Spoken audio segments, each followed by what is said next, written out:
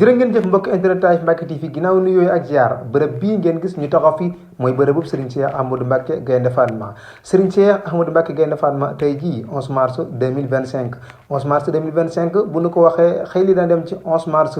1978 di at mi fi Serigne Cheikh Mbacke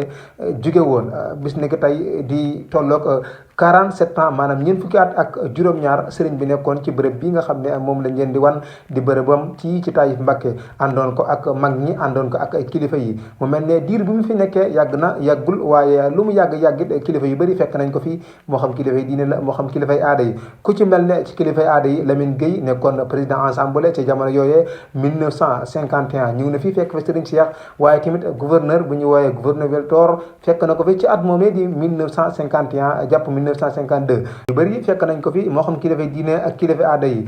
day wax rek kon ci ak tënk Serigne bi daal mu mel ne 1945 gi mu wutoo Cheikh Mouhamadul Moustapha ba ci ni mu fi jugee diir bépp mën nañ li ci ëpp fii la ko defee muy fii ci Taif ci bërëb bii nga xam ne moom ngeen gis bërëb bii ngeen gis ñu leen koy wan mooy néeg bi nga xam ne féete woon na fi bu dee côté bii mooy salle bi mu nekkoon ñu koy wooye saalub Serigne Cheikh waaye tamit bâtiment bii ngeen jàkkaar lool mooy bâtiment bi nga xam ne fi la nekkoon féete woon fii nga xam ne jamono yooyu bâtiment bi képp moo fi nekkoon donte melul woon nii ci jamonoom waaye ala kulli xaalin moom rek moo fi nekkoon moom ak yeneen i bërëb ci biir kër gii di kër Cheikh Mouhamadou Moustapha mu wóotu woon ko fii moom Serigne Cheikh ci 1945 ba 1978 ñu ngi koy ñaanal ci bisub tey bii di ñaanal ki ko fi wóotu di Serigne Abdourahmane Gaïndé Fatma di xalifaam yàlla yàggal ko fi waaye di ñaanal xalifa Serigne Mbacke Mohamed Serigne Moussa Mohamed ak mboolem njabootu Serigne Cheikh Ahmadou Mbacke Gaïndé Fatma gi mboolem njabootu Serigne Touba gi màggal gaangook tey ji 11 mars 2025 màggaluk Taif bisub Serigne Cheikh jërë ngeen jëf